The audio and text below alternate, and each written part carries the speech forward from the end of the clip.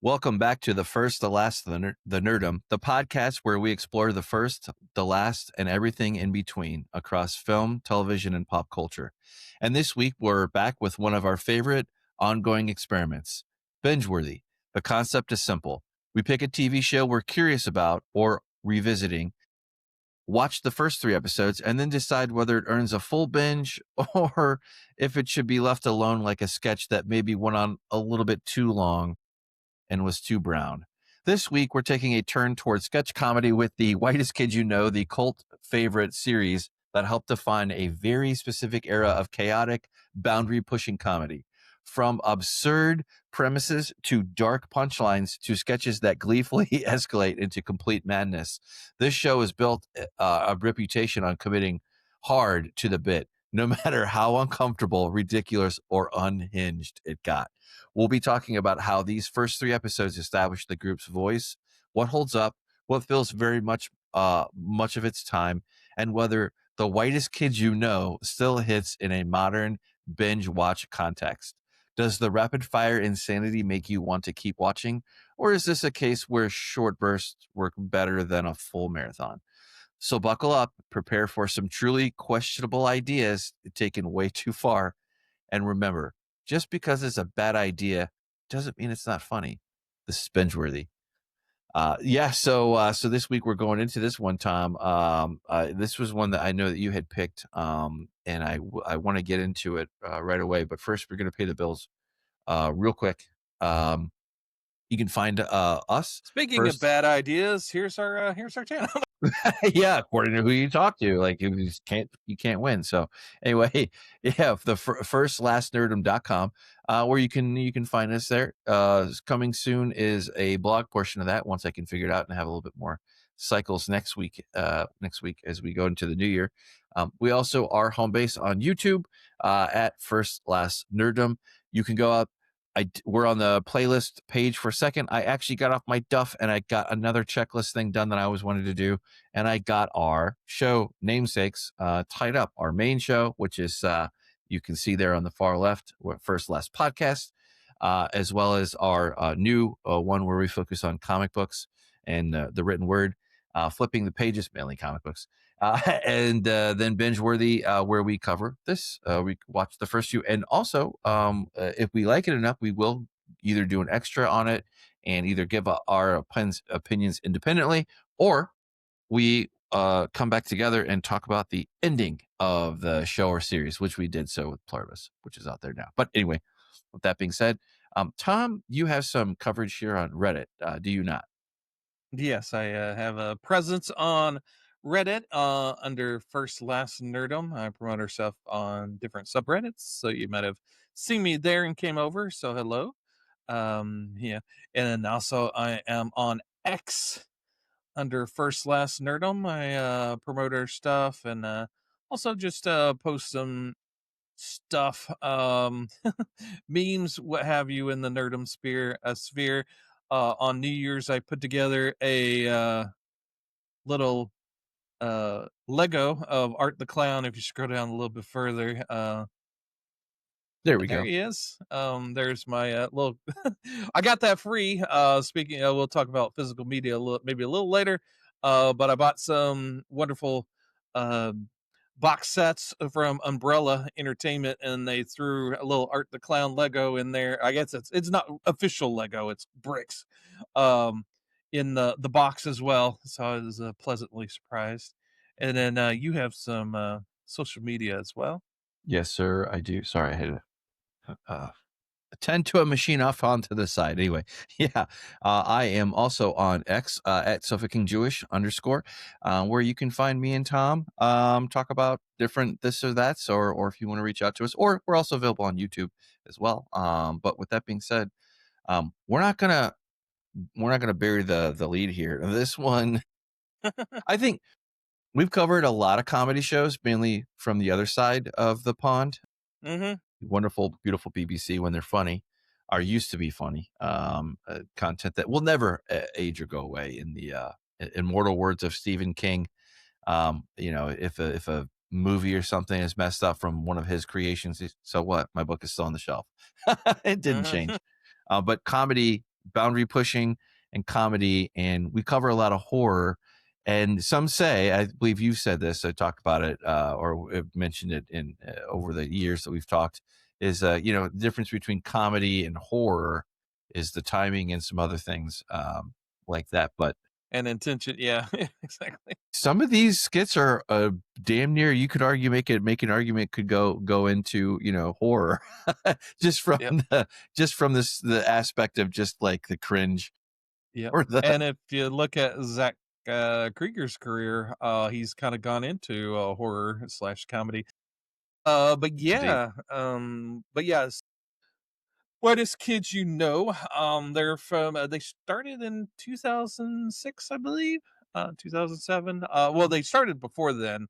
They met in college. Sam and Trevor Moore. They both met in college in Virginia, I do believe. And so they started a little little troupe in the Virginia School of Visual Arts film program. And before that, even before college, Trevor Moore had a public access show called The Trevor Moore Show. But they slowly, like I said, it started with Trevor Brown or Trevor Moore and Sam Brown. And then they later met with graphic design student Zach Krieger, that sort of cemented the three of them. And then oddly enough, I was reading on Wikipedia, and Wikipedia is never wrong, right? They met Timmy Williams, their fourth member, on September 11th, 2001, while they were all attempting to observe the Twin Towers near the September 11th attacks, which is kind of crazy, to meet It's someone nuts. that way. And then, and to round out the five is Darren Trumeter, who they met, that Krieger kind of brought into the group. Since it was sort of like an improv group that was under the auspices of this of the college, they sort of had to take on any member that would wanted to join. So it kind of fluctuated. I think at the most they had 12 members. But for who they were, Trevor Moore and Sam Brown and them always had that core group that became officially what the Whitest Kids You Know are. As we saw, right? Yeah, and they sort of did the on the weekends. They all had kind of regular jobs, and they would do, because sketch comedy doesn't always pay the bills, so they were Especially when doing you're starting out or right, breaking in or trying to do something. Yeah. absolutely. And so yeah, and you touched on the British comedies. And there's an argument to be made that League of Gentlemen could be considered sketch comedy, or not. A lot of people say not, but I think there's a lot of sketch comedy aspects to them. But much like them, they sort of did their things theatrically. They would go to clubs and do their sketch comedy. Wise Kids You Know did, and I think they got their name from there were on taking a subway, and one of their friends said that they were the whitest kids, called them the whitest kids you know, and I guess No. it kind of stuck from there. And oddly enough, Trevor Moore said that they were originally picked up by Sundance, and then they didn't know what to do with them, so they and I. He made a joke that Robert Redford saw him and said, "Nope, get rid of these kids." Well, I don't know how truthful that is, but but they went on to be picked up by Fuse originally, which is also owned IFC, and so they found their permanent home at IFC. I think their first season was on Fuse, and they were kind of restricted on what they could actually do on that first season. They couldn't go too extreme. But once they got to IFC, they could do nudity and all sorts of stuff. Go a little further. So the leash was a little bit expanded that way. But yeah, so they were on IFC, and back in the day, I was really into that channel because they were showing uncut, you know, movies, which I was in love with, and also they were showing British comedies. that I absolutely loved, and that's where I originally fell in love with League of Gentlemen, Ideal, and some other ones. And I think the IT Crowd as well. And I saw that the Whitest Kids You Know were on there, and I believe I saw. I don't think I saw like a full episode, but I don't know what it was. I knew I would enjoy them, but maybe I was too into the British stuff, and I was like, "Oh, I'll get to them later," or whatever it is. I just never did get into them. I knew that they were cool.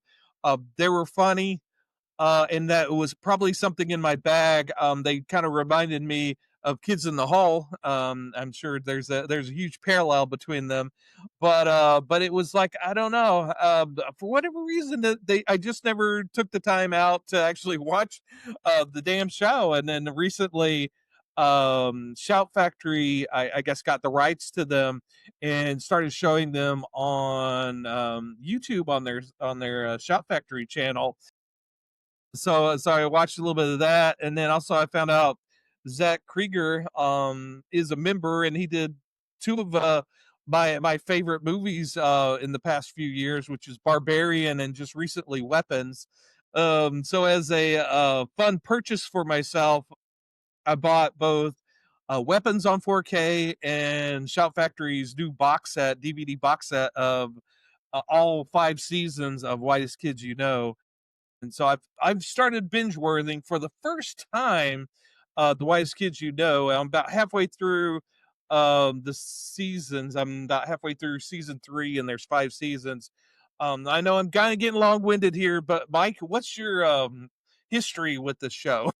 Yeah, so I'm not going to claim that I saw them at very first thing. I was aware of them because I kind of always gravitated toward weird fucking shows like you had mentioned one that is very reminiscent. I probably a little bit later on, but I echo you two about IFC. I was kind of that I when I could afford it and I could have it, I would like to have it, watch it incidentally. Not I don't track on it like I do now with the thing, but occasionally, like really good. I seemed to notice that like on the satellite and all the things that were on when there was something good to watch, and there was actually some good channels back in the day. Like now, this was like before things kind of got really crappy. Hmm. Like on TV, and this was very edgy, and I loved IFC because of all the films that they had on there. So they were like a good, not up there for me for like Turner classic movies. Like that's one of my I'll shut up about. But I've always loved that one. But I've always loved the movie channels, so specifically the not just the HBOs or whatever, showing something modern or something different. And that was that. And boy, Right. you would talk about comedy that is different. I love that. That awkward kind of pushing this idea that we can keep pushing it further and further. We push about 20% more and you still will get funny, Yeah. depending upon how well you can.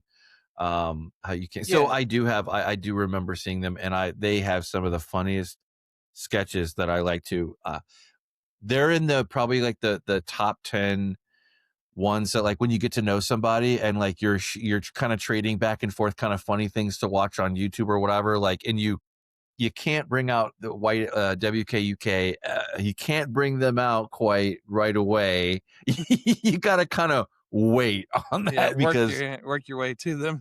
but yeah, just like the coverage sometimes they were doing material that I don't think that I think you probably could do, but it would be YouTube only, right? So it would not be by any kind of major backing at all whatsoever.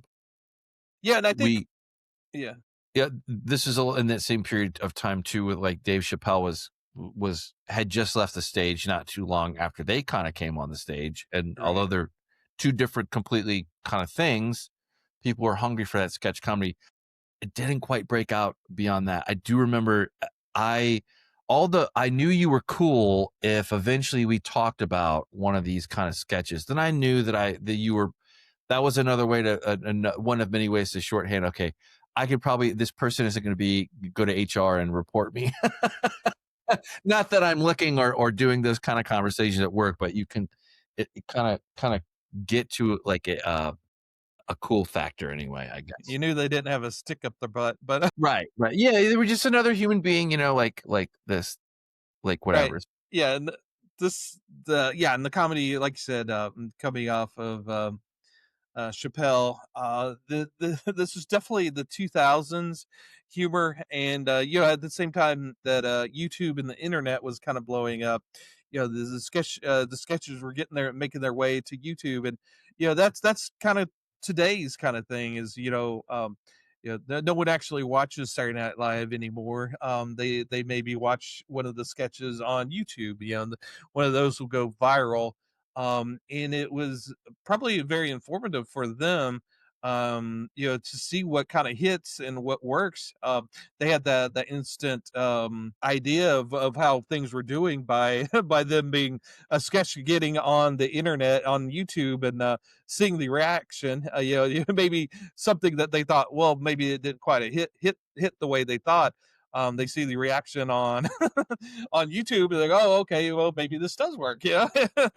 So yeah, you had that instant feedback, that you normally wouldn't got, 10, 20 years before then. So it's kind of at an interesting time, and again, very much 2000s. They were able to kind of stretch, and the very first sketch that you see on the first episode of Whitest Kids You Know is the Hitler rap, which, yeah, with the name Whitest Kids You Know, and then Hitler, oh wow, where are we going here?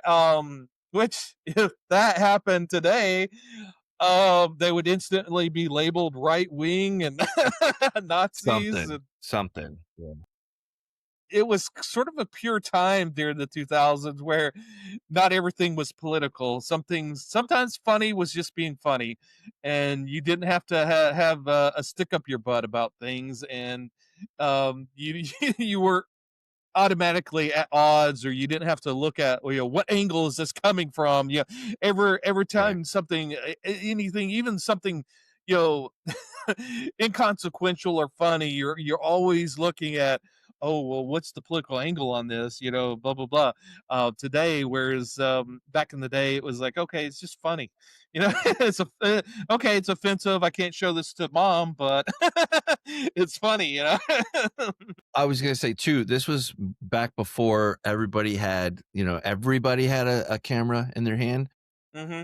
So you didn't have that level of pressure. Yes, of course, you could, if you did something really, truly egregious that was out of the bounds and it kind of caught the ear of somebody and it was controversial, it could maybe have some legs on it. But this is before that, so they could really be edgy. And the people who were in the audience to see their show or to see their troupe perform up to that point, they wanted to see that. Like there was Yeah. no offensive thing. And YouTube, this is before YouTube was a powerhouse. And everybody and their brother was on. Excuse me, back when they came up. But anyway, it was a different time. And you can I don't know, this is one of those things that, like, where I guess it depends upon how well it ages. And things like that are British or the BBC, I think, have an advantage in that they can be, a little bit more whatever they want. And people will excuse it or whatever. I don't know that I've ever heard anybody really rail against them. I just know that they're pretty quick to go. If you're not getting in the joke in the first 3 minutes, you've already bailed. So, Yeah. comedy is so subjective from that factor, but they're zany, they're hilarious. Some things don't make any goddamn sense, but you just Well, kind of like, but and they bring it home anyway. Sorry. absolutely, yeah, no, yeah, and I think the thing with British comedy, a lot of times, they don't get topical. There are some things that do get topical, but the stuff I like, is sort of timeless. They kind of take things, universal things, and kind of make fun of them, or things that endure. And Whitest Kids You Know, they don't get topical. I've never been a fan of Saturday Night Live. I know there's fans out there. It is what it is. It's just not my bag. But they do get kind of topical, and a lot of their stuff doesn't age all that well. The stuff that Yeah, I was does gonna say age so. well is kind of timeless, and sort of. has legs and have maybe inspired movies and different things like that. But I think for the most part, a lot of it's kind of topical of the day sort of humor that's funny for a week and then no longer is relevant. Whereas the Whitest Kids, they've got the same way as Kids in the Hall does it. They kind of tackle things that you they're not above making fun of Abraham Lincoln's assassination. Timeless in and of itself, things that are tried and true, they make fun of time travel, which, and, yeah, just recently I saw their little take on Lord of the Rings. So some of it is maybe somewhat topical at the time, but it's things that kind of endure. And yeah, that I will say this about the first season. It's It's not their rough. strong yeah, it's No. they're not their strongest, they're still Right. kind of filling their legs, I didn't restrict myself to the first, 3 because 'cause I've been kinda working my way through it, and, depending, I might do, like, a recap at the end when I finish all of it. I've been, I don't really binge nowadays, although, on Saturdays, my end of the week, work week, I do a binge on a classic show either I've seen and want to rewatch or something I haven't seen and that I've always wanted to see. And of course, here I am with West Kids You Know, and I'm kind of binging it.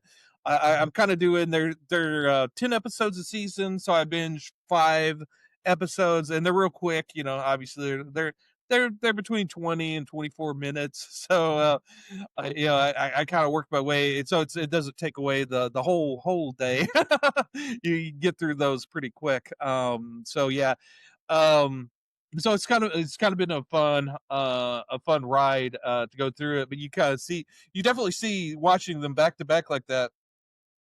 You do see their progression, and again, like I said, with the first season, they were on Fuse, so they were kind of restricted on, I guess, regular cable, what they could and couldn't do. Yeah. The first season, what the first show actually absolutely you kind of see the rough cuts on the rough edges, but they couldn't loosen up until midway through the season, and even then they there was a little bit of nudity a little bit later on, but that was like when they were already Mhm. committed and they already had good ground underneath their feet. Right, and they were on the channel of IFC where they could they could do those things, 'cause, the Fuse had commercials and, time restrictions, whereas IFC had no commercials and they could do whatever they wanted, so they could push things a little bit further, and then, some of their sketches on that first season, they had filmed, way before even the show, like that first sketch with the Hitler rap. Yeah, Trevor Moore had filmed that during college. So that was one of their oldest sketches. And so yeah, and then there's the sketch where Timmy poops in his hand during a meeting, and that was one of those sketches that they would do live. And the secret is that it's a Three Musketeer bar because it's kind of malleable that he could kind of mush with his hand, and then chocolate syrup. And then he would put that in a little plastic bag that he put in his pants, and then that and pull it out. That's how they did it in the film sketch, and that was done before they had the TV show. They filmed it at work on. They said New Year's Day when they knew no one would be in the office.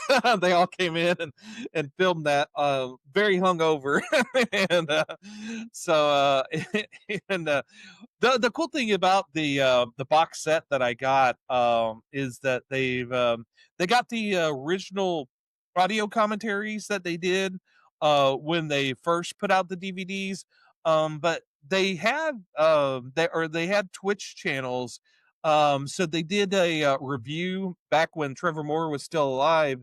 They did do some they would watch the sketches on Twitch and then would then kind of comment on them. So you have sort of a post sketch commentary on there, so that's newer. But then you also have, like I said, the original commentaries that were on the original DVDs. So it's kind of a smorgasbord of behind the scenes kind of stuff. So anything I say that was behind the scenes is from one or two of their recollections of what was going on at the time. Right, right, right. Yeah, some of they do work. They remind me so much of, some ones that came before, like Mr. Show, um, and, just the absurd factor and kinda just pushing it. And then, it also reminds me of, they're like Key and Peele are a little bit, I think, more refined, more polished. The commitment to the idea or to the bit. They just keep going and going and going. And, well, they were on a kind of a shoestring budget, so this is sort of like a sketch comedy on a major budget, so maybe they didn't have the money, like I said, they put in, like, old sketches that they had, filmed previously, so they didn't refilm anything that they didn't have to. They were kinda blown away. There's, one of their sketches in the first few episodes is them on going going on space shuttle, and they actually had the little set built, and they were kind of impressed that they actually had a kind of a space shuttle built set built for them. And then in a later episode, they had like a submarine sketch where they built a submarine. They go, "Wow, people actually built this overnight, for the stupid sketch." They were kind of blown away at some of the stuff that they did for this. So they, uh, I enjoy they're not taking themselves too seriously, even in their later reflections on things. None of the stuff has gone to their heads. You could tell that they're pretty level headed. And one of the funniest things about the audio commentary, I listened to it for the first three episodes. Is again, it was just relatively soon after they had filmed everything. So they were still pretty young, and they're all five there. One of the things about audio commentaries is that if it's just say the director or just a singular person, unless they were very engaging to listen to, sometimes those can be pretty boring. But when you have five prime comedians talking on an audio commentary, it's going to be God, funny. good conversation, yeah.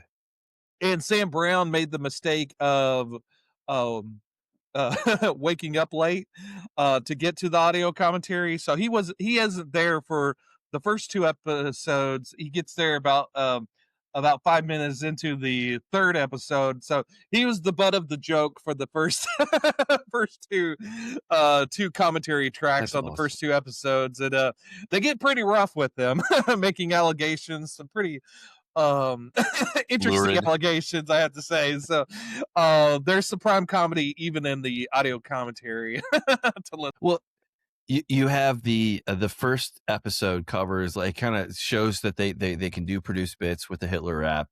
They can do the, pressure comedy, the endurance comedy with the poop Timmy poops his pants. Yeah, that's another thing I like. In almost all of the sketches they use their real names. Right, right.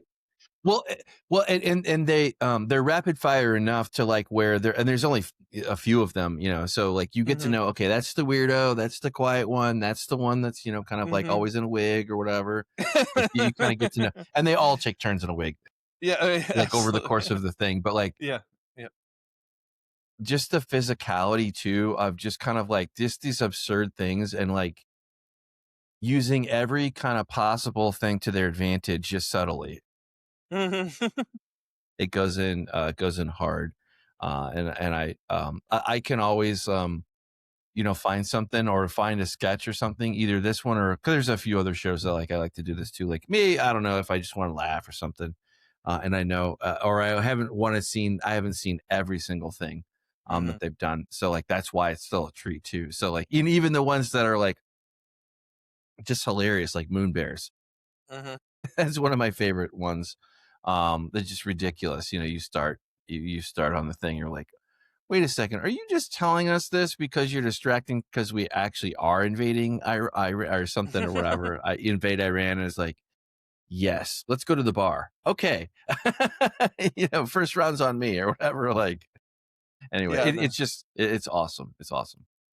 yeah, and and there's always the um, super dog. They do the debate, the presidential debate, bring out Superdog, and then do a video about Superdog later. Yeah, there's a lot of funny stuff, and I guess one of the weakest things that they have, and that they're very self aware. They know their shortcomings. Sometimes they don't know how to end the bit, and they're Yeah. and they make it they, they make it obvious and part of the joke, and the fact that they can laugh at themselves is good too, that they don't take themselves too seriously. And they do get better about ending bits later on, but yeah, that's one of the issues with maybe the first season is the sketches don't always end on a strong note.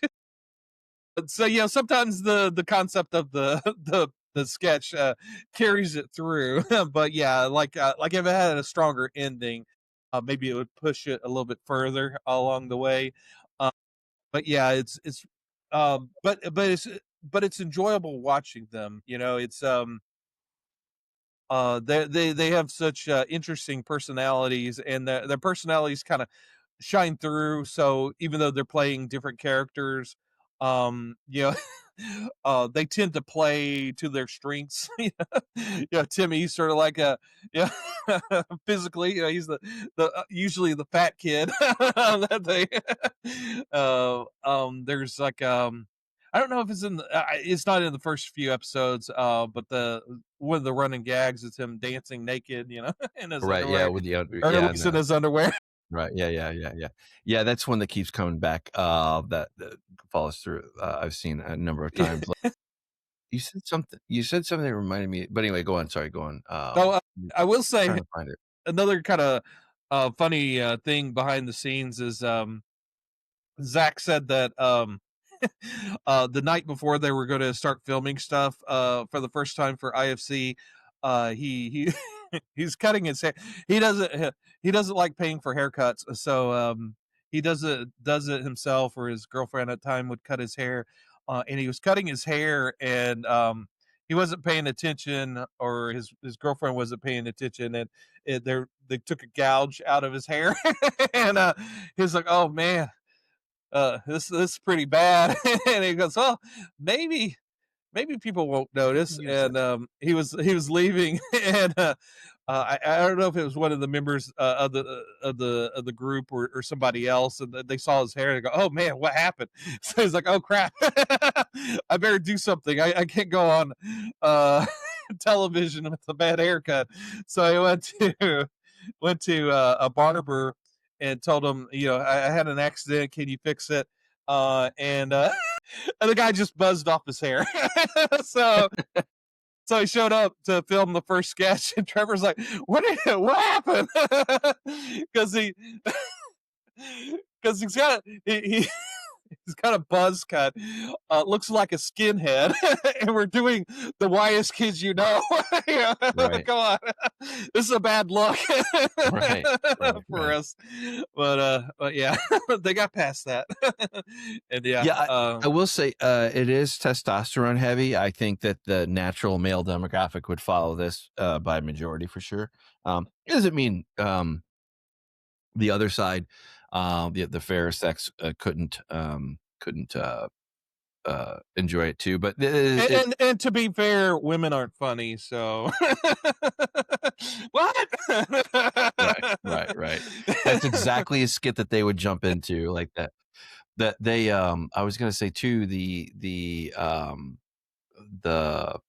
God golly the way that they come in, they came back. They've been, again, they haven't like blown up super huge big or whatever, but like around, I remember seeing a lot more of them. Like there's a big period of time like where you did, unless you were following them or whatever from project to project, or they surface here or there, but they did kind of come back and start to have like this kind of second age engagement with the community. Like I've Right, they as had we've the been Twitch talking, channel, yeah. yeah, as we've been talking, I've been pulling up all their links and whatnot. And they had, sadly, Trevor passed away in 2021, which really sucked and kind of put the thing. But I think that I don't know if you've ever seen but some of the more personal kind of interviewee kind of videos, I've watched quite a bit of them with them, and they're all kind of very humble, and they still have a very good love of comedy, and that despite that, and they still try to do things to try to interact with fans. So I love that. Yeah.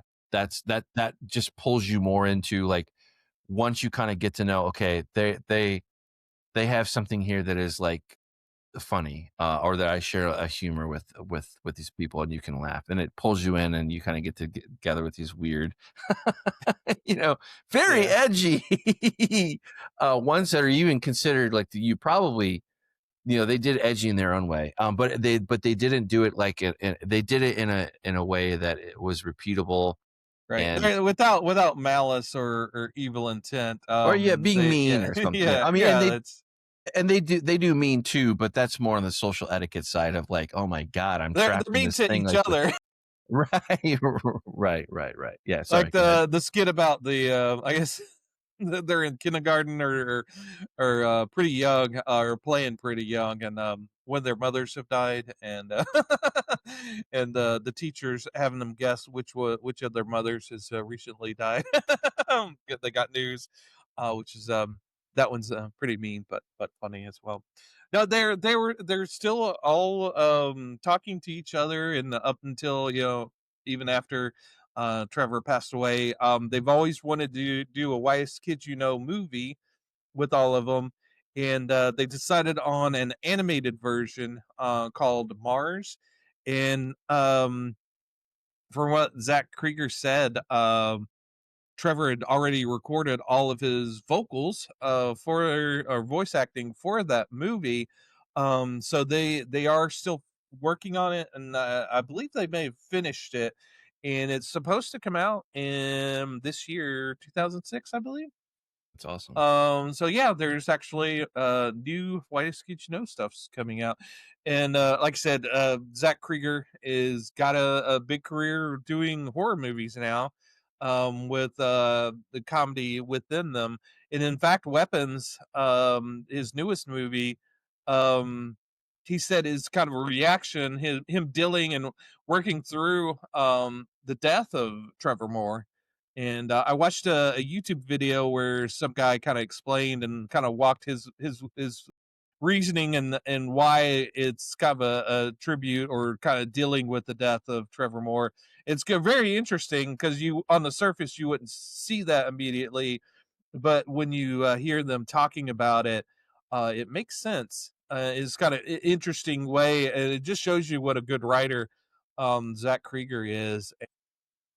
It was one, if not my favorite movie from last year. So, and he's Very also cool. getting ready to do a reboot of the Resident Evil franchise, which will be very interesting to see. And there's rumor that because Barbarian does not have a physical release, that it's going to have a Criterion release sometime soon, which Oh, is awesome. I'm very happy about that because I definitely wanted to have that a copy of that.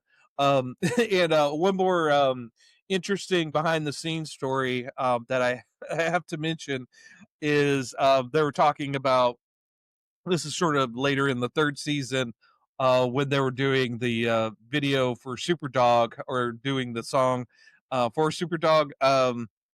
The way that came about, Trevor Moore and Sam Brown were staying up because there was a 3 in the morning showing of Indiana Jones and the Crystal Skull, and they were trying to stay up late because they were going to go see that, and and they to keep themselves awake, they came up with that Super Dog song, and kind of did that in the Garage Band and the Apple app. But they did that. They went to see Indiana Jones and the Crystal Skull, and Trevor Moore said the by the scene that Shia LaBeouf is jumping around the jungle with those monkeys. He turned to Sam and said, "This is an awful movie."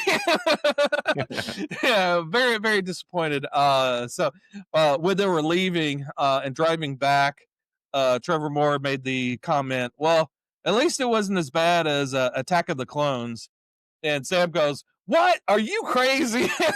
So they had a very loud, knockdown, drag out debate on that went to shouts and got really ugly about which one was worse, Crystal Skull or Attack of the Clones, and they were still arguing by the time they got back to the apartments, and they said that the other guys from the Whitest Kids You Know were kind of watching this ongoing debate, and they're like, "Wow!" And this is all over the which one's worse. That's awesome. That's awesome. Yeah. Pretty Yeah, funny and stuff, I miss the commentary. That's one of the things I miss that you can't get a hold of when you watch something digital. Sometimes you can, but, like, right? you're never gonna hear about it or see about it, unless, it's a special something or other or Yeah, whatever. Even then, it's not and gonna happen. I gave you the link to the Groove site.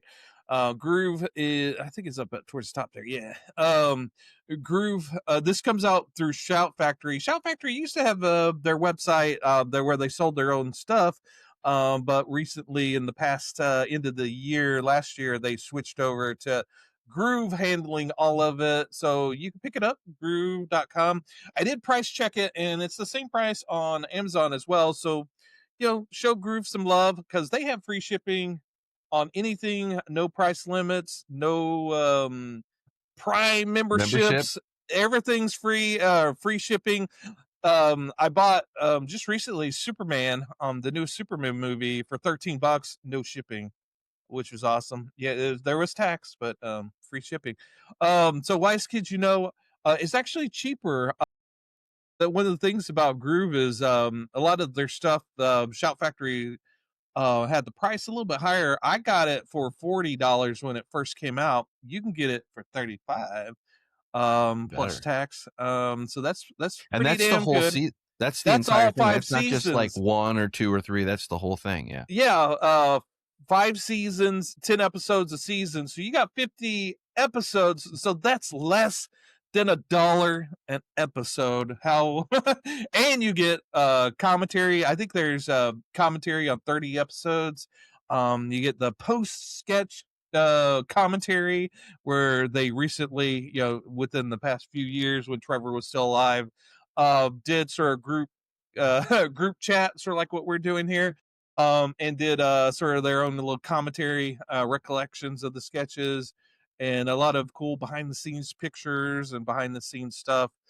Very very cool. It is a DVD, and you may be saying, "But wait, what about Blu-ray or 4K?"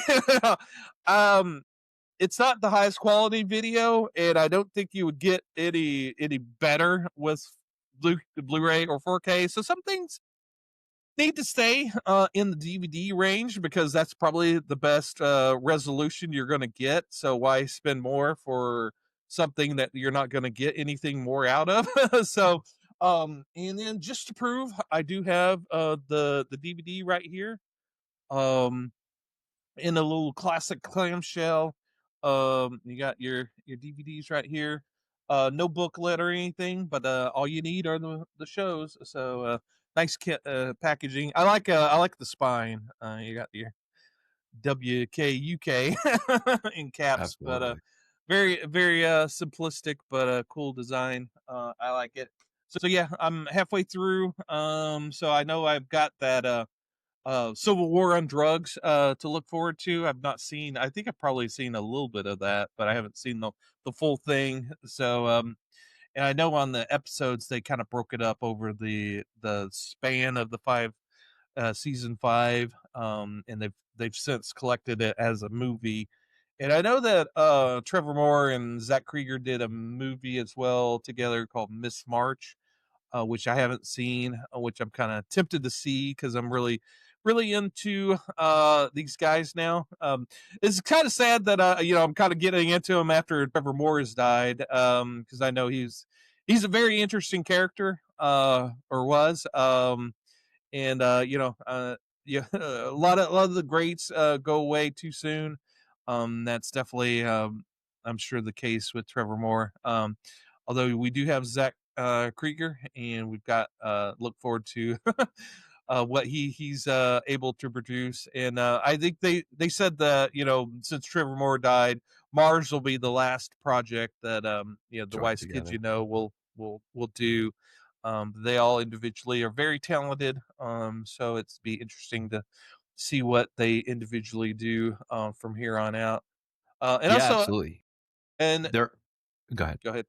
I was I was gonna yeah, they're go my ahead. age, so, like, it's Yeah, kinda cool to, like, kinda see that. Of course, they're not gonna go anywhere, they're gonna be doing some more cool things, as time goes on. yeah. And obviously, Mike and I are nowhere near experts on these guys. So if you were if you came to us and have stuck with us this far, make a leave a comment, tell us what maybe things that we don't know about that we might find interesting. Just give us some whitest kids knowledge, man. Absolutely. Knowledge. Knowledge, yeah, absolutely. Yeah, no, it's great. It was great. Great show. Like, again, this is if you wanna find something and you like Mr. Show, you like Key and Peele, you like some of these ones like that we mentioned, Kids in the Hall, especially, I would say if you like Kids in the Hall and Mr. Show, you're probably gonna be on the right path for this. Couple sketches might not bounce in right, but, not every skit is funny to every single person too, so that's the beauty of it, but Yeah, they do a great job, and you keep coming back for more. yeah. Within the first episode, you'll know whether or not it's in your bag or not. Just know that things get better. They A get lot more polished. they kind of, yeah, they polish things off, and yeah, and start hitting the landing more often than not. So yeah, if you kind of find them funny, stick with it. If you're really repellent on them, it's not going to get any better. So yeah, you might as well skip out. But yeah, so I think both of us, it's a thumbs up, or binge worthy approved. I think if we had a little stamp, we'd say binge worthy approved. So there you go. I agree. I've been Mike. And I'm Tom. Keep it funny.